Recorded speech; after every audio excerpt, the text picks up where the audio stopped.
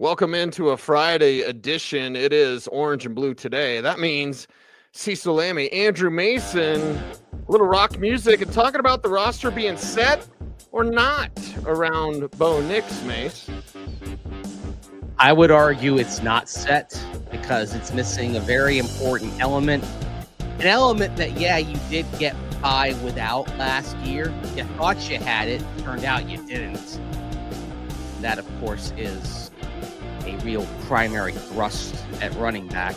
You made do with what you had. And you're a playoff team with what you had. But do you want to go to the next level? Do you want to be better? You made do at tight end with what you had. But you upgraded that. Do you want to be better? Do you want to go to the next level? You made do what you had at linebacker. Do you want to go to the next level? Do you want to be better? You made do with what you had at safety. You wanted to go to the next level, or do you want to be better? That's the question. What you were last year was satisfactory, but where do you want to go? We know the Broncos want to go to that next level. So they've improved 3 of those spots I just mentioned. So I would say it's a good roster, and certainly what they have done to it in the last 2 years in particular. But the work actually goes back more than that. It's a tip of the cap, and I can literally tip the cap because I'm wearing one here. It's a hat day because my hair is a mess right now as we record this show. It's a Friday, right? Yeah. So I can tip the cap, tip the Tacoma Rainiers also. That R was the Richmond Braves back in the day. Tip the cap to George Payton and his 4 years on the job. Tip the cap to Sean Payton the last couple of years because the restoration work they have done on this roster is magnificent. It's a roster that doesn't have many holes anymore. You could still use depth in pieces, but in the short term, you want more at running back. That's why we talk so much about the running backs in this draft. Mm-hmm. And you've got some over the horizon things that you need to take care of. And nothing is going to be done until you get past the draft, and that's fair. But you need to talk about the defensive line in terms of extending contracts. Zach Allen, John Franklin Myers, potentially. You've got to talk about those.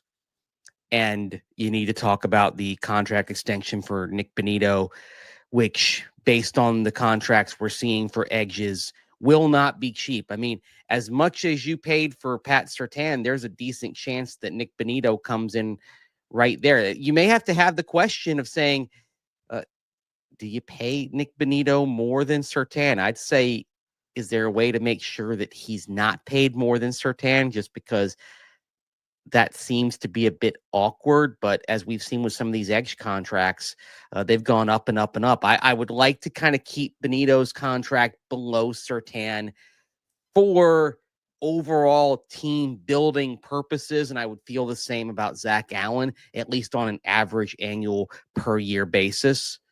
To me, I don't want anybody right. And I'd say the same for Cortland Sutton's contract on the offensive side when you talk about extending him.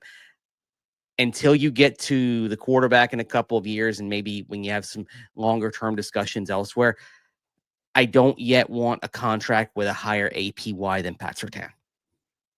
Yeah, so we'll see what happens there. Let's circle back to that conversation, Mace, because our buddy Chris Thomason had some interesting things. We're going to talk about Malcolm Roach too. But in terms of the roster being set before the NFL draft, if they only added a veteran running back, dude, this would be perfect, because you kind of, on the surface, have your holes filled already. Right now, everybody knows they need a running back. So at 20 or whatever, like, that can be used against them. But if you were to insert free agent running back's name here, let's just say J.K. Dobbins. If you were to add that, you go into this draft and nobody knows what you really want or need. So it's not set because we're still talking running back. It's not, but the one thing about running back specifically is, because the history of the position recently in the draft says that you can find immediate starters in round 2 and round 3, they can go into round one and be prepared for their bluff to be called and say, well, we don't have to take running back round one. We can do something else. Certainly Sean Payton can say, well, I don't have to take running back in round one. I drafted Alvin Kamara round 3 in 2017, and I put him out there right away, and he was second team All-Pro immediately. So anything they do, they can, they can go in there, and there's some evidence for saying, I started a day 2 running back from the jump. So that is to their advantage, even if they do not sign a running back in the next 4 weeks, that they can go into draft day, at least that first day of the draft, and not be boxed into taking a running back in round one. So if you look at that piece of knowledge, they don't necessarily have to sign a running back and can go in with all the cards they need to have when the phone starts ringing and trade talks start happening and they don't want to reveal all of their hand. And certainly the trade talks, I mean, there may be trade talks happening down at the league meetings next week in Palm Beach. That's sometimes where the genesis of draft day trades start to happen, is in those GM and coach meetings that happen at the league meetings. Yeah, league gets together. Yeah, things start happening. So I will then say this: after the league meetings, much like Josh Reynolds last year, are we staring at the fact that maybe there's a lower signing of a running back or even a wide receiver? I still think there's an interest in veteran wide receiver from this team. And yes, they checked in on Stephon. They check in on everybody. Okay. So I'm not going to lose my mind when the report comes out of like, why would they check in on Stephon Diggs? Because George Payton's doing his job. That's why. And part of his job, Mace, may be finding a veteran receiver or a veteran running back here after the owners' meetings. We saw it last year with Josh Reynolds. And again, that's why the roster's not yet quite set. There's still some more additions perhaps coming. Yeah. They check on everybody, trade or free agency. Right. Right. Yeah. They checked on Cooper Kupp. Oh, they checked on Deebo Samuel. Yeah, they check on everybody. Yeah. They weren't signing Cooper Kupp unless the price got to a very low point. Morgan Freeman voice, it was not low. Yeah, it was not low. The price point was nowhere close to where his price point actually was. Cooper Kupp was not going to be a Denver Bronco. Yes, very good. Okay. All right. So just put that out of your mind. It wasn't going to happen, people. Yeah. Yes. But they check in because that's what a good team does. Right?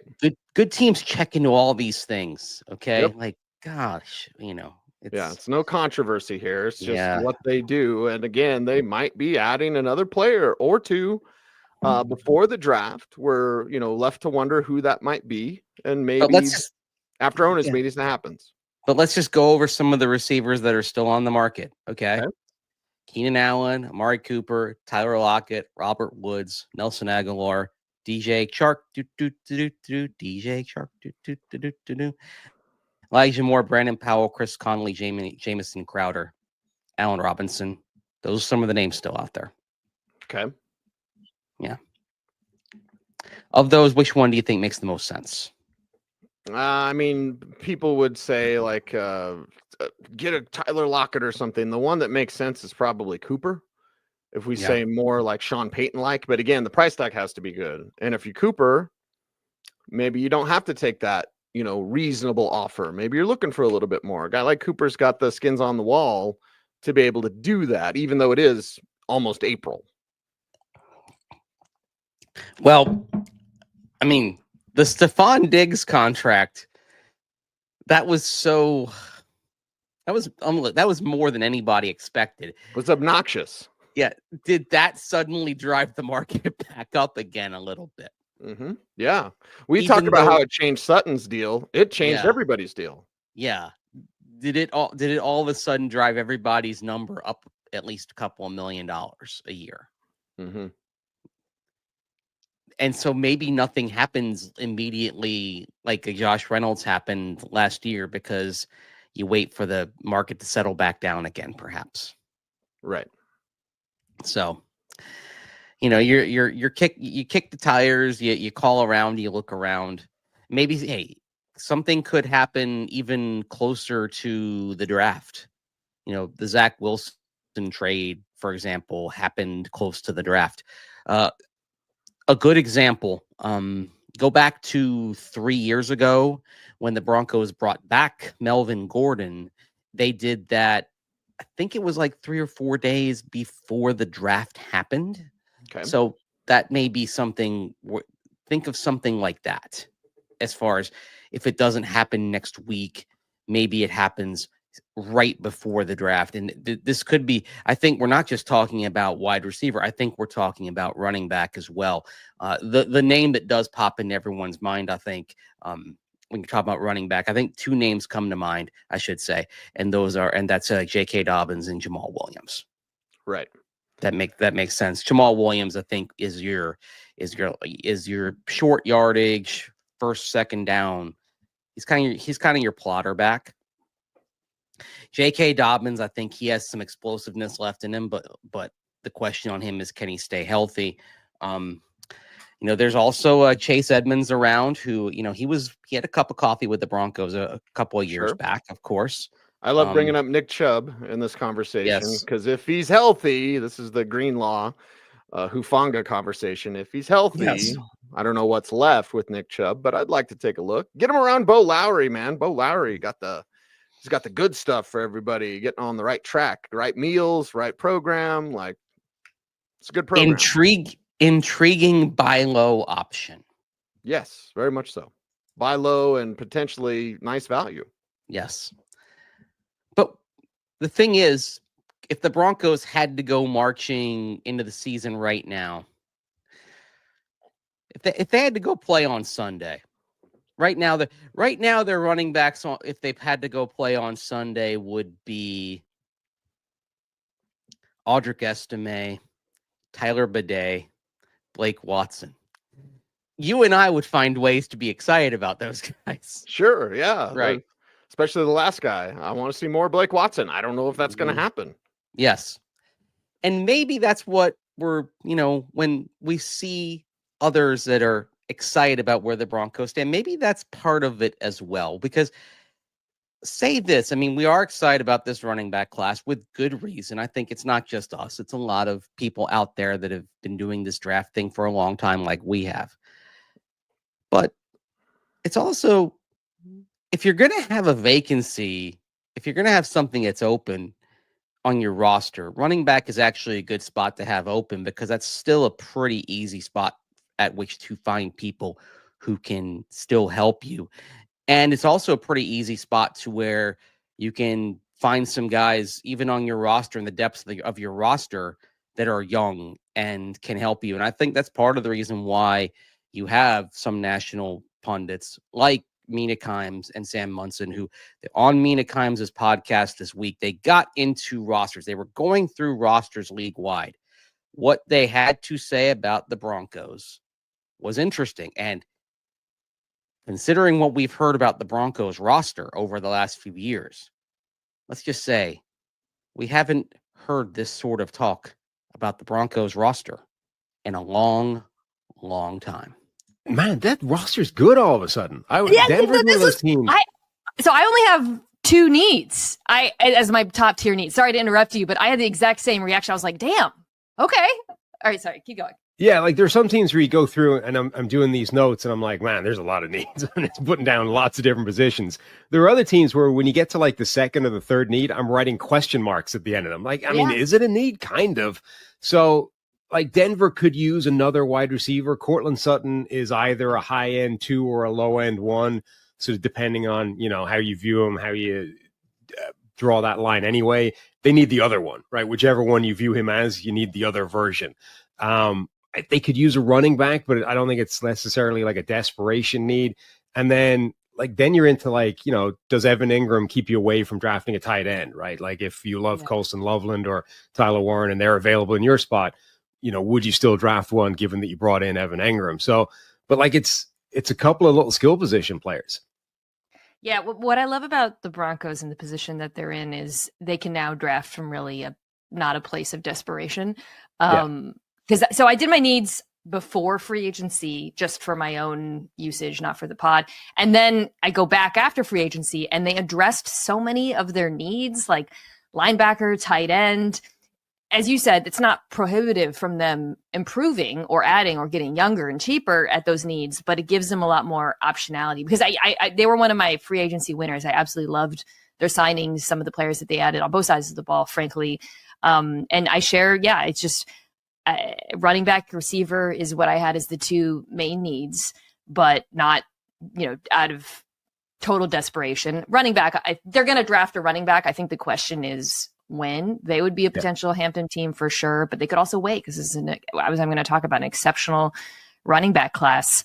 I was the Broncos. There's probably like 2 or 3 teams where I was like, whoa, this is actually a really good roster. And I felt very acutely like that's like when I did this for them, I was like, oh my God, like I didn't think, I don't know why, but I didn't notice how good and how deep they were at multiple positions. And they're a really good football team. Yeah, I mean, I kind of thought that before free agency, and then, like you said, they had a really good free agency. So all of a sudden, yeah, I like that conversation. They're a really good football team. Whoa, like it snuck up on people around the country. Yeah. Sean Payton, man, and his wizardry, and George Payton working well with him. And that's the thing. George Payton has to be at his best because Bo Nix is here. Yeah. It started with George Payton. Make no mistake, the process started with George coming in. I would say George might have gotten there faster without the Russell Wilson trade. Sure. That's enough. This is another thing. I think the Russell Wilson trade probably set back the process a year because of what was lost in draft capital. It's ironic because you thought it was going to microwave it, and it ended up actually delaying it. But I could make the argument that without the draft capital, Mace, you have to be sharper. And when you have to focus more, you're going to be better. Well, that's the point I've made about free agency the last year. That Right. The cap constraints they had in 2024 forced them to be more targeted and more intentional about their free agent signings. It became that Moneyball thing where you had limited resources and you had to focus on specific traits. Like a great example is what you did on the defensive line. You couldn't go get the best defensive lineman on the market, but you need to upgrade the run defense. So, all right, let's look around here. All right, here's Malcolm Roach. Sean Payton has worked with him, coached him, liked him. So, you know that he can come in and be a good guy in the locker room, good presence. He has football character, all that. And then you go to the analytics, and the analytics say this guy is a really efficient run defender. He's got a high run stop win rate. Me, when I'm putting things together, I always like to see okay, I want to find the guys on the Venn diagram that pass like that crossover on the kind of the football character, good locker room fit, good player, and then have like the analytics and all that. When I find those players that cross over on the Venn diagram, those are the players I want. Like if I ran an organization and I was looking at the draft, I'd be like, okay, I want the players that, they've got the measurables, they've got the analytics, they're good on, they've got the numbers I want, and they've got the football character. And when I find the players that cross over nicely, those are the ones I'm targeting. Like That's my board. That's the players I'm looking for. So it's like, so you meld the old school and the new school. It's not just one. It's all of it coming together. So they did a nice job. And as I went through their free agents last year and kind of dove into the data, I found there was something in the data on every one of those players that stood out. And so what you had was sort of this marriage of players who fit well from a football character perspective, from a locker room perspective, and players who brought something from an analytics perspective, from a data perspective. It was targeted. So there was like this intentionality to this. And I will give them credit because even as they had more resources this year, I felt like they stayed true to that. You're trying, and in each case, you're trying to exploit. I'm going to go into Moneyball mode again here. You're trying to exploit inefficiency in the market. In this case, this year, the inefficiency in the market they're trying to exploit that they feel they have an advantage in is taking advantage of their ability to get players healthy. They're saying like their ability to get players back from injury. That what Bo Lowry does, that their nutrition staff, their rehab staff, all their training staff, all of that the last 2 years they've gone from having 130 some man games missed to injury in 2022 to having not even half that many man games missed by starters in the last 2 years. Like that, they're doing something good. Yes. That because of that, they're going to be able to get more out of Greenlaw and Hufanga and Evan Engram than their previous teams did. That a lot of teams that maybe crossed them off their lists because of injuries, that they could bring them in and get more out of them and get that high level play out of them. And other teams maybe weren't going to take those chances. So it's a selling point to the players, Mason. Yeah. To wrap up today's show, I won't sound too much like investor talk, but I got to bring this up because what you're talking about is a choice point. Yeah. Anytime we get money in, we all get money from our jobs, right? I hope we get money from your jobs. You have a choice point. What do you spend it on? Yeah. The Broncos put it back into assets, which then make them more money. You don't put your stuff into the wrong side of the ledger. You put it into the assets. So you're at the choice point. You are choosing to invest in the nutrition, invest in the conditioning, invest in the Bo Lowry program. That brings it back to you. You get wealth back from that. That's what the wealthy do. And well, we know Greg Penner's pretty wealthy.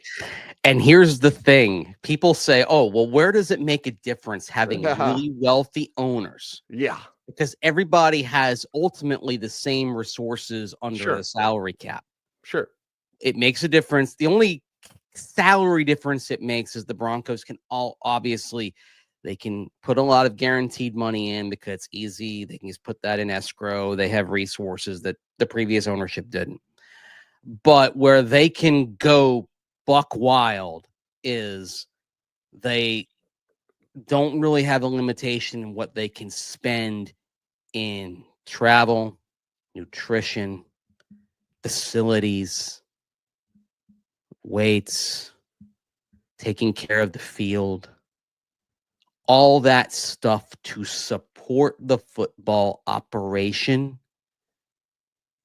There's no reason to say no. None at all. There's no, coach says, I need another blocking sled. There's no fight over that. Mm-hmm. Go get another sled. Right.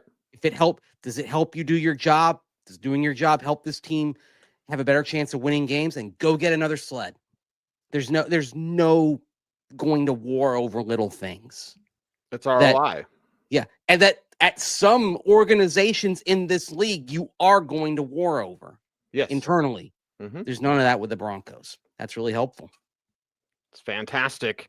Fantastic. Mace, we got to run today, but we appreciate everyone. You'll be at the owners' meetings next week. And, I'm going to miss you, buddy. I know. I'm going to miss you as well. I'm going to miss being there. As I told Mike Cliff, sad. just sad. Greg, It's sad you're not going to be there. I'm sad I'm not going to be there. Maybe mad too, but I don't know. Try not to be mad, Mace. It's a low vibration energy. So I'll raise the vibration. You can help us raising our vibration on YouTube. And how can they do that? Like, comment, share, subscribe, hit that notification bell. So that you never miss vid. Did you just burp? Yes, excuse me. It is Friday, everyone. Enjoy your weekend. He's Andrew Mason. You follow him on all the socials at Mace Denver. I'm at Cecil Lammy saying OBT's BFD. Thanks for watching. Stay tuned. Stay frosty.